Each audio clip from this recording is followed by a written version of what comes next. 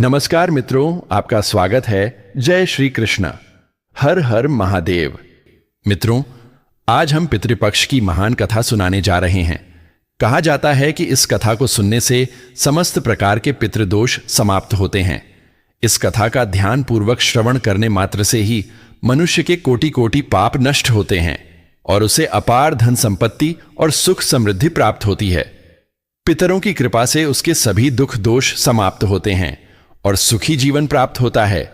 यह महान कथा भगवान श्री कृष्ण ने गरुड़ जी को सुनाई है। तो आइए सुनते हैं इस कथा को।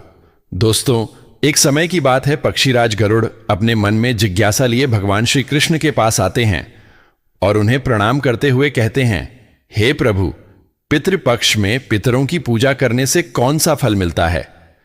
पितृपक्ष के दौरान पितरों की शांति के लिए कौन से उपाय करने चाहिए? भगवान श्री कृष्ण कहते हैं, हे गरुड़, तुमने आज उत्तम प्रश्न किया है। तुम्हारे इस प्रश्न में समस्त मनुष्य जाति का कल्याण छिपा हुआ है। जो मनुष्य अपने पितरों को संतुष्ट करता है, उसके समस्त दोष और दुख समाप्त होते हैं। पितरों की पूजा करने से मनुष्य को अपने पूर्वजों का आशीर्वाद प्राप्त होता है। इस विषय में एक अप्सरा और आर्षि की प्राचीन कथा कही जाती है, जो मैं आज तुम्हें सुनाता हूं। इस कथा को श्रवण करने से तुम्हें तुम्हारे सभी प्रश्नों के उत्तर मिल जाएंगे। इसलिए हे गरुड़, तुम इस कथा को ध्यान से सुनो। इस कथा को जो भी सुनता है, उसके समस्त प्रकार के पितृदोषों का नाश होता है। जो भी इस कथा को सुनता है और सुनाता है, उसके ऊपर पितरों की कृपा सदैव बनी रहती है। गरुड़ जी कहते हैं, हे प्रभु, आपके मुख से इस कथा को सुनने के लिए मैं उत्सुक हूं। कृपया आप मुझे वह कथा सुनाइए। मैं इस कथा का प्रचार अवश्य करूंगा। फिर भगवान श्री कृष्ण गरुड़ जी को पितृपक्ष की कथा सुनाने लगते हैं। इसलिए दोस्तों, आप भी इस कथा को ध्यानपूर्वक पूरा जरूर सुने। इस कथा के श्रवण मात्र से मनुष्य के सभी पाप और दोष नष्ट होते हैं। उसे पितृदोष से मुक्ति मिलती है। सभी कर्ज उतर जाते हैं। धन धान्य संपत्ति की प्राप्ति होती है तथा सुंदर गुणवान पत्नी की प्राप्ति निश्चित होती है। संतानहीन को संतान प्रदान करने वाली यह कथा अत्यंत महान है। पितृपक्ष के दौरान इस कथा का श्रवण प्रत्येक मनुष्य को करना चाहिए। इस कथा का श्रवण करने से पितर देव प्रसन्न होते हैं और वरदान देते हैं। श्री कृष्ण कहते हैं, हे गरुड़, प्राचीन काल की बात है। रुचि नामक एक राजा थे, जो संसार के माया मोह को छोड़कर निर्भय होकर ब्रह्मचर्य का पालन करते हुए निरहंकार भाव से पृथ्वी पर विचरण करने लगे। उन्होंने संसार की सभी खुशियों और भोगों का त्याग कर दिया था। उन्होंने घर में रहना भी छोड़ दिया था। वे एक बार ही भोजन करते थे और वन में भटकते रहते थे। उन्हें ऐसा वैराग्य धारण किया हुआ देखकर उनके समस्त पितृगण अत्यंत दुखी हो गए। अपने वंशज को इस प्रकार से वंश को नष्ट करता हुआ देखकर उन्हें भय लगने लगा। उन्होंने सोचा कि वे स्वयं चलकर अपने वंशज से मिलेंगे और उसे वैराग्य का त्याग करने के लिए कहेंगे। फिर एक दिन जब ऋषि रुचि ध्यान मग्न होकर तपस्या कर रहे थे, उसी समय उनके समस्त पितृगण उस स्थान पर प्रकट हुए। जब ऋषि रुचि ने अपनी आंखें खोलीं तो उन्होंने 4 दिव्य आत्माओं को अपने सामने खड़ा देखा। उन्हें देखकर वे आश्चर्यचकित हो गए और उन्हें प्रणाम करते हुए कहने लगे, हे महान आत्माओं, आप कौन हैं और किस कारण से आप मुझे दर्शन देने के लिए पधारे हैं? वे सभी दिव्य आत्माएं कहने लगी, हे वत्स, हम तुम्हारे पूर्वज हैं और हम तुम्हारे इस वैराग्य पूर्ण आचरण से अत्यंत दुखी हैं, इसीलिए तुमसे मिलने के लिए आए हैं। ऋषि रुचि ने उन्हें नमस्कार करते हुए आदर पूर्वक पूछा, हे पितृगण, आप सभी के दर्शन करके मैं कृतार्थ हो गया, किंतु आप मेरे आचरण से दुखी क्यों हैं? कृपया मुझे विस्तार से बताइए। मुझसे ऐसी कौन सी भूल हो गई है जो मेरे पूर्वज मुझसे असंतुष्ट और दुखी हैं? तब वे सभी पितृगण कहने लगे, हे वत्स, तुमने किस कारण से विवाह नहीं किया? विवाह स्वर्ग और मोक्ष प्राप्ति का उत्तम मार्ग है। गृहस्थ आश्रम के बिना मनुष्य को शाश्वत बंधन होता है। गृहस्थ में रहकर मनुष्य देवताओं, पितरों, ऋषियों और याचकों की पूजा करके उत्तम लोकों को प्राप्त करता है। वह देवताओं को स्वाहा और पितरों को स्वधा शब्द के उच्चारण से तथा द्वार पर आए अतिथियों और याचकों को दान देकर संतुष्ट करता है। विवाह न करके, संतान को उत्पन्न न करके तुम देव ऋण तथा पितृजनों के ऋण से मुक्ति नहीं पा सकोगे। संसार में रहने वाले मनुष्य, ऋषि तथा अन्य प्राणियों के लिए भी तुम प्रतिदिन ऋणी ही हो रहे हो। संतान की उत्पत्ति के बिना तुम स्वर्ग को कैसे प्राप्त कर सकोगे? देव पूजा, पितृ तर्पण तथा संन्यास ग्रहण किए बगैर तुम्हें स्वर्ग की प्राप्ति नहीं होगी। सभी पितृ कहते हैं, हे पुत्र, यदि तुमने विवाह नहीं किया तो यह अन्याय केवल तुम्हें कष्ट ही देगा। मरने के बाद तुम्हें नरक की प्राप्ति होगी और अगले जन्म में भी कष्ट भोगोगे। फिर ऋषि रुचि ने अपने पितरों से कहा, हे पितरों, जीवन में विवाह करना अत्यंत दुखदायक है। इससे पाप का संग्रह होता है और अंतकाल में यह अधोगति प्रदान करता है। इसी विचार से मैंने स्त्री के साथ विवाह नहीं किया है। स्त्री संग परिग्रह करने से मुक्ति नहीं मिलती। जो व्यक्ति अविवाहित रहकर प्रतिदिन विद्या ग्रहण करता है और ज्ञान के अमृत से अपनी आत्मा को निर्मल करता है, वह मेरे लिए श्रेष्ठ है। विद्वानों ने अनेक प्रकार के सांसारिक कर्मों का वर्णन किया है। इसीलिए मनुष्य को अपने इंद्रियों पर संयम रखकर तत्व ज्ञान के जल से आत्मा को शुद्ध करना चाहिए। फिर पितरों ने कहा, हे वत्स, इंद्रियों को वश में रखकर ज्ञान के द्वारा आत्मा को निर्मल करना चाहिए। तुम्हारा यह कथन उचित ही है, किंतु यह कल्याण का मार्ग नहीं है जिस पर तुम चल रहे हो। यज्ञ, तप और दान के द्वारा अपने अमंगल को दूर करते हुए फल प्राप्ति की कामना से रहित जो शुभ और अशुभ कर्म है, वे बंधन के कारण नहीं होते। जो पूर्व का कर्म है वह भोग से नष्ट होता है। पूर्व जन्म का जो पुण्य कर्म है वह सुख दुख को भोगने से निरंतर नष्ट होता रहता है। फिर ऋषि रुचि ने कहा, हे पितामह, वेदों में कर्म मार्ग के प्रतिपादन द्वारा अविद्या और माया की पुष्टि की गई है। इसीलिए आप मुझे विवाह करने के लिए क्यों प्रेरित कर रहे हैं? विवाह करके मेरा अनिष्ट ही हो जाएगा। पितरों ने कहा, हे वत्स, कर्म द्वारा जो कुछ भी किया जाता है वह अविद्या है, यह सत्य है। किंतु विद्या प्राप्त करना भी एक प्रकार का कर्म है। शास्त्रों में जो विहित कर्म है, सज्जन पुरुष उनका उल्लंघन नहीं करते, उन्हें उसी से मोक्ष की प्राप्ति होती है। शास्त्रों में पुरुष को विवाह करने की आज्ञा दी गई है। विवाह न करने पर पुरुष को मुक्ति नहीं मिलती है। संतान के बिना उसे मोक्ष नहीं मिलता है। संतान के द्वारा किए गए श्राद्ध कर्म से ही उसे मोक्ष मिलता है। इसलिए हे पुत्र, तुम विधि पूर्वक विवाह करो। विवाह न करने से तुम्हारे सभी कर्म भी नष्ट हो जाएंगे और तुम विफलताओं को ही प्राप्त करोगे। यदि हमारा वंश नष्ट हो जाएगा तो हमारी आत्माएं अतृप्त ही रहेंगी। विवाह करके संतान उत्पन्न करके ही तुम अपने पितरों को संतुष्ट कर सकते हो। श्री कृष्ण कहते हैं, हे गरुड़, इस प्रकार से अपने पितरों के वचन सुनकर ऋषि रुचि को बड़ी ग्लानि हुई। उन्होंने विवाह करने का निश्चय किया। फिर ऋषि रुचि ने अपने पितरों से कहा, हे पितृगण, अब तो मैं बूढ़ा हो गया हूं, कौन मुझे अपनी कन्या प्रदान करेगा? वैसे भी मुझ जैसे वृद्ध व्यक्ति के लिए विवाह करना अत्यंत कष्ट साध्य है। फिर पितरों ने कहा, हे वत्स, यदि तुम हमारे वचनों का पालन नहीं करोगे तो निश्चित ही हम सभी पितरों का पतन हो जाएगा और तुम्हारी अधोगति हो जाएगी।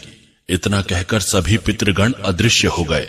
श्री कृष्ण कहते हैं, हे गरुड़, पितरों के द्वारा ऐसे वाक्य सुनकर ऋषि रुचि मन ही मन अत्यधिक व्याकुल हो उठे। अपने पितरों की मुक्ति के लिए विवाह करने का विचार करते हुए वे कन्या की खोज में पृथ्वीलोक पर विचरण करने लगे, किंतु उन्हें कहीं भी कन्या की प्राप्ति नहीं हो सकी। अपने पितरों के वचनों को बार बार मन में सोचते हुए वे चिंताग्रस्त होकर सोचने लगे, मैं क्या करूं, कहां जाऊं? मेरे पितृगणों को मुक्ति दिलाने के लिए कौन सी स्त्री मुझसे विवाह करेगी? इस प्रकार देर तक विचार करने के बाद ऋषि रुचि ने ब्रह्मादेव की तपस्या करना शुरू कर दिया। ऋषि रुचि ने 100 वर्षों तक एक वन में घोर तपस्या की। तत्पश्चात जगत पिता ब्रह्मा ने उन्हें दर्शन दिया और कहा, हे रुचि, मैं तुम्हारी तपस्या से प्रसन्न हूं। तुम्हारी जो भी अभिलाषा है उसे प्रकट करो, मैं अवश्य पूर्ण करूंगा। तब ऋषि रुचि ने ब्रह्मदेव को प्रणाम किया और कहा, हे परमपिता, मेरे पितरों ने मुझे संतान उत्पन्न करने के लिए कहा है, किंतु इस समय मुझे विवाह के लिए कोई कन्या दिखाई नहीं पड़ रही है। इसीलिए कृपया आप मुझे कन्या प्रदान करें, जिससे विवाह करके मैं संतान प्राप्त कर सकूं। इस पर ब्रह्मदेव ने कहा, हे विप्र, तुम संसार के प्रजापति हो जाओगे। तुम्हारे द्वारा प्रजा की सृष्टि होगी। तुम्हारे पितरों ने उचित ही कहा है कि तुम्हें स्त्री से विवाह करना चाहिए। इस अभिलाषा को मन में रखते हुए तुम्हें पितरों की पूजा करनी चाहिए।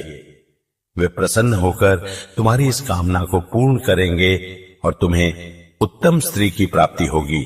इस प्रकार कहकर ब्रह्मादेव अंतर्ध्यान हो गए। ब्रह्मा जी के वचन सुनकर ऋषि रुचि ने पुनः अपने पितरों को प्रसन्न करने का निश्चय किया। फिर ऋषि रुचि नदी के तट पर पहुंचे और एकांत में उन्होंने अपने पितरों का तर्पण करके उन्हें संतृप्त किया। तत्पश्चात एकाग्र चित्त होकर वे भक्तिपूर्वक अपने पितरों की स्तुति करने लगे। श्री कृष्ण कहते हैं, हे गरुड़, ऋषि रुचि ने अपने पितरों के लिए जो स्तुति की उसे प्रत्येक मनुष्य को ध्यान से सुनना चाहिए। यह स्तुति सब दुख और दोषों को नष्ट करने वाली है। जो केवल एक बार इस स्तुति को सुनता है उसके अनेक पाप नष्ट होते हैं और उसे पितरों का आशीर्वाद प्राप्त होता है। इसलिए तुम इस स्तुति को ध्यान से सुनो, तभी यह कथा सुनने का फल तुम्हें प्राप्त होगा। महात्मा रुचि इस प्रकार स्तुति करने लगे। जो अधिदेवता के रूप में विद्यमान रहते हैं और जो श्राद्ध के अवसर पर देवताओं से स्वधा द्वारा तृप्त किए जाते हैं, उन सभी पितृगणों को मैं नमस्कार करता हूं। स्वर्ग में अवस्थित महर्षिगण भुक्ति मुक्ति की कामना से मानसिक श्राद्ध द्वारा जिन्हें भक्तिपूर्वक तृप्त करते हैं, उन सभी पितरों को मैं प्रणाम करता हूं। अग्निश्वात, बर्हिषिद, आज्ञप और सोमप नामक पितृगण हैं। वे सभी इस श्राद्ध में मेरे द्वारा संतृप्त होकर तृप्ति को प्राप्त करें। अग्निश्वात पितृ मेरी पूर्व दिशा की रक्षा करें। बर्हिषद नामक पितृगण सर्वदा मेरी दक्षिण दिशा की रक्षा करें। आज्ञप पितृजन पश्चिम दिशा की तथा सोमप पितृगण उत्तर दिशा की रक्षा करें। ये समस्त पितृजन राक्षस, भूत, पिशाच और असुर गणों के कारण उत्पन्न दोषों से नित्य सब प्रकार से हमारी रक्षा करें।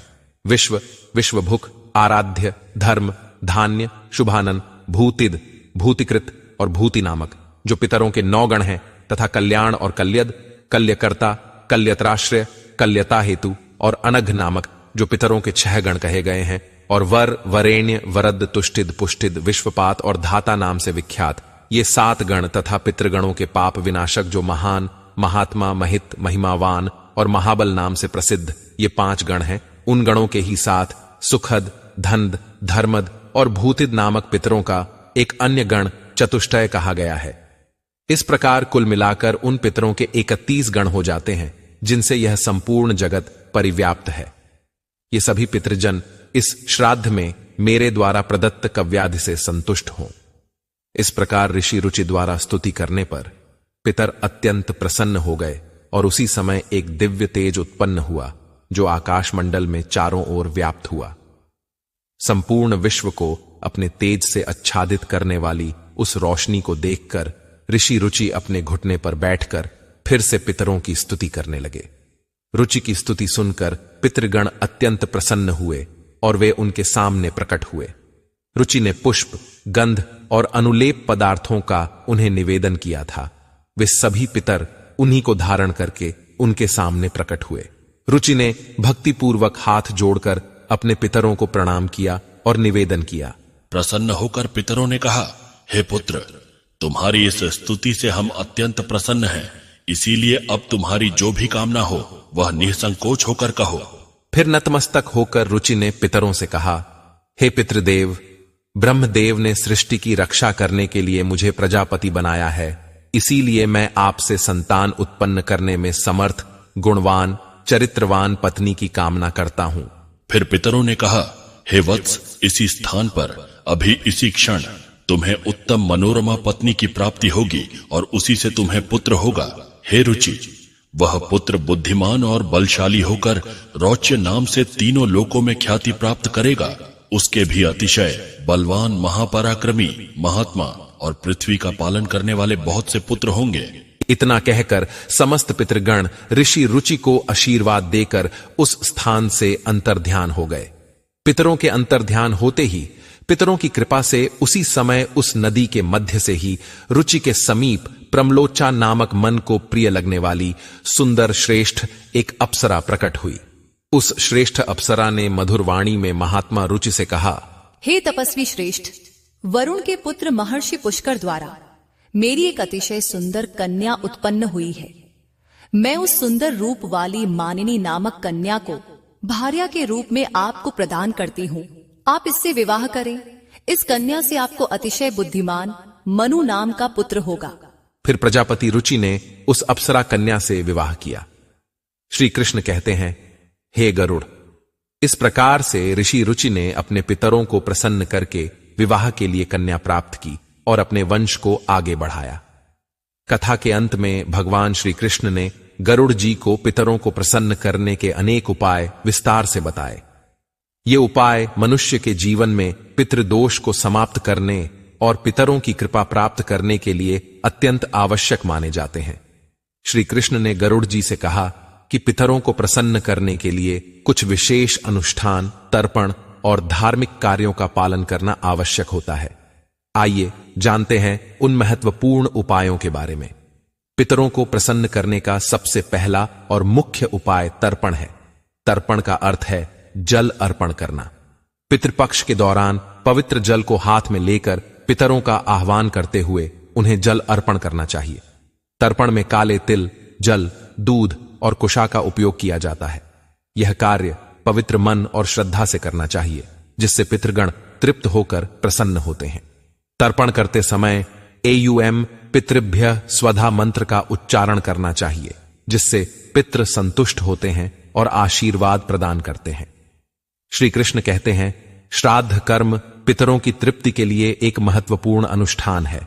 इसमें पितरों के निमित्त भोजन, फल और वस्त्र अर्पण किए जाते हैं। श्राद्ध कर्म करने वाले व्यक्ति को ब्राह्मणों को भोजन कराना चाहिए और उन्हें वस्त्र एवं दक्षिणा देकर आशीर्वाद लेना चाहिए। श्राद्ध के दिन विशेष रूप से सात्विक भोजन बनाना चाहिए, जिसमें खीर, पूड़ी, सब्जी और अन्य पौष्टिक एवं ताजे खाद्य पदार्थ शामिल हों। इस भोजन को पवित्रता के साथ पितरों के निमित्त अर्पण किया जाता है। तीसरा उपाय श्री कृष्ण ने बताया, गाय, ब्राह्मण और अन्य जीवों को भोजन। पितरों को प्रसन्न करने के लिए गाय, कुत्ते, कौवे और ब्राह्मणों को भोजन कराना अत्यंत शुभ माना जाता है। इन्हें भोजन अर्पण करने से पितृ तृप्त होते हैं और प्रसन्न होकर आशीर्वाद देते हैं। विशेष रूप से श्राद्ध के दिन गाय को हरी घास और रोटी खिलाना और कौवे को चावल व खीर खिलाना शुभ माना जाता है। इन कार्यों को करने से पितरों की कृपा प्राप्त होती है और पितृदोष से मुक्ति मिलती है। श्री कृष्ण कहते हैं, पीपल और तुलसी के वृक्ष की पूजा करना पितरों को प्रसन्न करने का महत्वपूर्ण उपाय है। पीपल का वृक्ष पितृगणों का निवास स्थान माना जाता है और तुलसी का पौधा देवी लक्ष्मी का प्रतीक होता है। श्राद्ध के दिन पीपल और तुलसी की पूजा करके पितरों को तृप्त किया जाता है। पीपल के वृक्ष के नीचे दीप जलाने से पितृगण प्रसन्न होते हैं और परिवार को सुख समृद्धि का आशीर्वाद देते हैं। भगवान श्री कृष्ण ने गरुड़ जी को बताया कि जो व्यक्ति पितृदोष से पीड़ित होता है उसे गया जी या अन्य पवित्र तीर्थ स्थलों पर जाकर पिंडदान करना चाहिए। गया जी में पिंडदान करने से पितृ संतुष्ट होकर मोक्ष प्राप्त करते हैं और वंशजों को आशीर्वाद देते हैं। पिंडदान के समय काले तिल, कुशा और चावल का उपयोग करके पितरों को अर्पण करना चाहिए। यह प्रक्रिया पितरों को तृप्त करती है और उनकी आत्मा को शांति प्रदान करती है। श्री कृष्ण कहते हैं, पितरों को प्रसन्न करने के लिए व्यक्ति को श्राद्ध पक्ष के दौरान व्रत रखना चाहिए। इस समय सात्विक आहार ग्रहण करना चाहिए और ब्रह्मचर्य का पालन करना चाहिए। भगवान श्री कृष्ण ने गरुड़ जी से कहा कि श्राद्ध पक्ष में मांस, मदिरा और तामसिक आहार का सेवन नहीं करना चाहिए। व्रत के दौरान भगवान विष्णु, शिव और देवी लक्ष्मी की आराधना करनी चाहिए। इससे पितरों की आत्मा को शांति मिलती है और वे प्रसन्न होकर आशीर्वाद प्रदान करते हैं। श्री कृष्ण कहते हैं, पितरों को संतुष्ट करने के लिए गरीबों, ब्राह्मणों और साधुओं को अन्नदान और वस्त्रदान करना चाहिए। यह कार्य विशेष रूप से श्राद्ध पक्ष के दौरान करने से पितरों की आत्मा को तृप्ति प्राप्त होती है। अन्नदान और वस्त्रदान से मनुष्य को पुण्य की प्राप्ति होती है और पितृदोष से मुक्ति मिलती है। इस कार्य से पितृ प्रसन्न होकर घर परिवार की सुख समृद्धि का आशीर्वाद देते हैं। भगवान श्री कृष्ण ने बताया कि पवित्र नदियों, विशेषकर गंगा में स्नान करके पितरों के निमित्त जल अर्पण करना अत्यंत शुभ माना गया है। गंगा जल पितरों की तृप्ति के लिए सर्वोत्तम होता है, जिससे पितृदोष समाप्त होते हैं। गंगा में स्नान करने से व्यक्ति के पाप धुल जाते हैं और पितरों की आत्मा को शांति मिलती है। इस कार्य से पितृ प्रसन्न होकर आशीर्वाद प्रदान करते हैं। श्री कृष्ण कहते हैं, पितरों को प्रसन्न करने के लिए सत्संग में शामिल होना और पवित्र ग्रंथों जैसे भगवद गीता का पाठ करना अत्यंत लाभकारी माना जाता है। पितरों की शांति के लिए गीता के 11वें अध्याय का पाठ विशेष रूप से लाभकारी होता है। भगवद गीता के पाठ से पितरों की आत्मा को शांति मिलती है और उनके वंशजों पर उनकी कृपा बनी रहती है। भगवान श्री कृष्ण ने गरुड़ जी को यह भी बताया कि जो व्यक्ति इन उपायों को श्रद्धा और विश्वास के साथ करता है, उसे जीवन में सभी प्रकार के सुख और समृद्धि प्राप्त होते हैं। पितरों की कृपा से उसके समस्त दोष समाप्त होते हैं और परिवार में शांति बनी रहती है। इन उपायों को नियमित रूप से करने से पितृदोष से मुक्ति मिलती है और पितृ प्रसन्न होकर वंशजों को आशीर्वाद देते हैं। श्री कृष्ण ने गरुड़ जी से कहा, हे गरुड़, जो भी व्यक्ति इन उपायों का पालन करता है, उसे पितृदोष का कभी सामना नहीं करना पड़ता और उसके पितृ सदैव प्रसन्न रहते हैं। इस प्रकार भगवान श्री कृष्ण ने पितरों को प्रसन्न करने के विभिन्न उपाय विस्तार से बताए, जिन्हें हर व्यक्ति को पितृपक्ष में करना चाहिए। तो दोस्तों, इस प्रकार से गरुड़ पुराण में पितृपक्ष की कथा का वर्णन किया गया है। तो मित्रों, यह कथा आपको कैसी लगी हमें कमेंट करके जरूर बताएं। साथ ही साथ कमेंट में हर हर महादेव जरूर लिखें।